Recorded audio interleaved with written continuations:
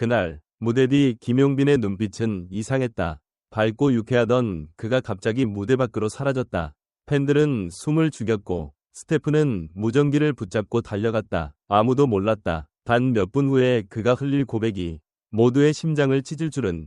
이경규의 약물 운전 혐의 보도가 언론을 도배하던 날, 전혀 다른 장소에서 전혀 다른 감정의 폭풍이 몰아치고 있었다. 트로트계의 프린스 김용빈이 조용히 꺼내든 단어 하나. 사실 저도 공황장애를 겪은 적이 있어요. 팬들은 믿을 수 없다는 듯 서로를 바라보았다. 그는 언제나 단단하고 유쾌한 이미지였다. 하지만 그가 조심스럽게 말문을 열자 이야기는 달라졌다. 이경규 사건이 사회적 낙인에 대한 공포를 불러일으키는 가운데 김용빈의 고백은 정반대의 파장을 일으켰다. 그는 숨기지 않겠다고 했다. 치료받고 있다고 했다. 무대는 나에게 약이자 독이었다고 말했다. 이 장면은 단순한 인터뷰가 아니었다. 한 사람의 커리어 전체를 뒤흔들 수 있는 위험한 고백이었다.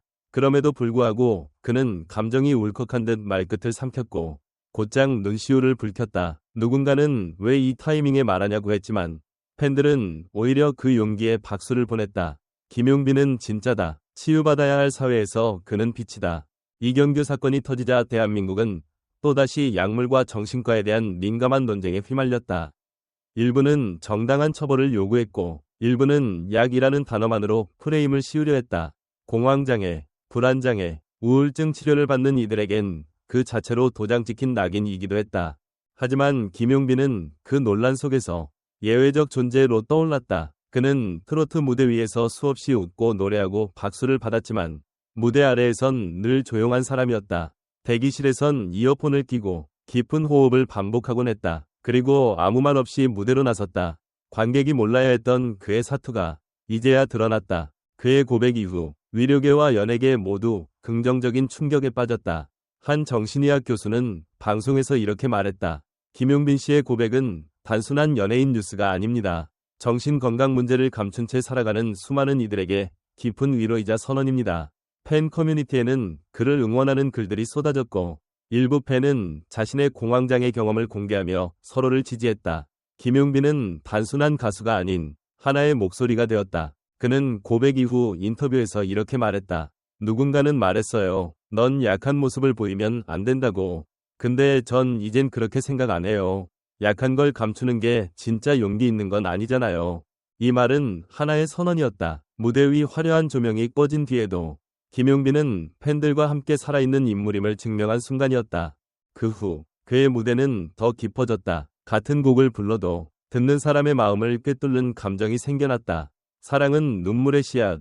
이란 노래에선 목소리가 떨렸고 당신을 만나를 부를 땐 관객이 먼저 울기 시작했다. 그가 겪은 상처는 고스란히 음악이 되었고 고통은 감동으로 바뀌었다. 이경규의 논란이 사회를 불편하게 만들었다면 김용빈의 고백은 사회를 따뜻하게 만들었다. 하지만 중요한 건 여기서 끝이 아니라는 것이다. 그는 이제 공황장애 환자가 아닌 공황장애를 극복한 롤모델이 되었다. 그리고 여전히 무대 위에서 미소를 짓는다. 약한 사람을 강하게 만드는 건 말이 아니라 함께 울어주는 마음이라는 걸 김용빈은 누구보다 잘 알고 있었다. 그의 고백은 누군가에겐 위로였고 누군가에겐 희망이었다. 그리고 모두에겐 질문이었다. 당신은 오늘 누구의 목소리에 귀를 기울였나요? 이경규의 약물 운전 논란은 단순한 연예계 스캔들을 넘어 공황장애 약물 복용이라는 예민한 이슈를 수면 위로 끌어올렸다. 많은 이들이 정신과 약는 위험이라는 오해를 여전히 품고 있다는 현실을 드러낸 사건이기도 했다. 반면 김용빈은 전혀 다른 방식으로 이 이슈에 접근했다. 그는 직접 자신도 공황장애를 앓았음을 밝히며 사회가 두려워하는 정신건강의 그림자를 정면으로 마주했다. 그의 고백은 고통은 숨길 대상이 아닌 함께 견뎌낼 대상임을 보여준다. 이로써 김용빈은 연예인이자 사회적 목소리를 낼 수 있는 인물로 성장했다. 당신은 어떻게 생각하는가? 우리는 아직도 정신과 약물 복용자를 부끄러운 존재로 보고 있지 않은가? 김용빈 같은 스타의 고백은 낙인을 없앨 수 있을까? 누군가는 말한다. 이 타이밍에 왜 고백했지? 이경규 이슈를 타고 이름을 알리려는 거 아냐? 의심할 수도 있다. 하지만 냉정히 들여다보면 김용빈의 고백은 철저히 비주류적인 선택이었다. 대중이 무대 위만 보는 가수로서 자신이 겪는 불안과 약함을 드러낸다는 것은 매우 위험한 카드다. 그럼에도 그는 울먹이며 말했다. 숨기고 싶지 않았어요. 이 말은 마케팅이나 노림수로 설명하기엔 너무 조심스럽고 너무 조용했다. 오히려 이 타이밍이 아니면 더 영영 말하지 못했을지도 모른다. 이경규의 논란이 있었기에 김용빈도 용기를 냈고 팬들도 받아들일 준비가 된 것이다. 연예인의 고백, 우리는 얼마나 진심을 받아줄 준비가 되어 있을까? 당신이라면 대중 앞에서 나의 약함을 말할 수 있었을까? 우리는 유명인에게 무언가를 끊임없이 요구한다. 항상 웃고 감정이 없으며 실수하지 않기를. 하지만 현실은 다르다. 연예인도 인간이다. 불안하고 외롭고 아플 수 있다. 이경규는 약물 복용과 운전이라는 경계선을 넘었다. 실수였든 아니든 그는 비판을 피할 수 없다. 하지만 동시에 그가 복용한 약이 공황장애 치료제였다는 점은 우리 사회가 얼마나 정신질환자를 위험하게 보는지 보여주는 거울이다. 반면 김용빈은 같은 조건 속에서도 정직함과 연대라는 방식을 택했다. 그는 도망가지 않았다. 부끄러워하지 않았다. 그렇다면 질문은 여기서 시작된다. 우리 사회는 어느 순간부터 정신질환을 폭탄처럼 취급하지 않았는가? 정신과 치료를 받는 유명인을 우리는 온전히 받아들일 수 있는가? 김용빈, 역시 사람 냄새 나는 가수다. 자신의 아픔을 고백하는데 그렇게 용기 낼 수 있는 사람이 또 있을까? 팬으로서 더 존경하게 됐다. 트로트 팬카페 영빈이랑 이경규 사건은 실망스럽지만 김용빈의 고백은 그 반대였다. 공황장애를 앓는 이들에게 진정한 위로가 됐다.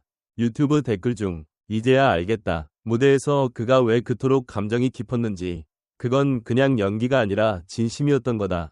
SNS X, 구 트위터, 반응. 공황장애 고백 하나로 감동 마케팅 하는 거 아냐? 이 타이밍에 꼭 얘기해야 했을까 싶다.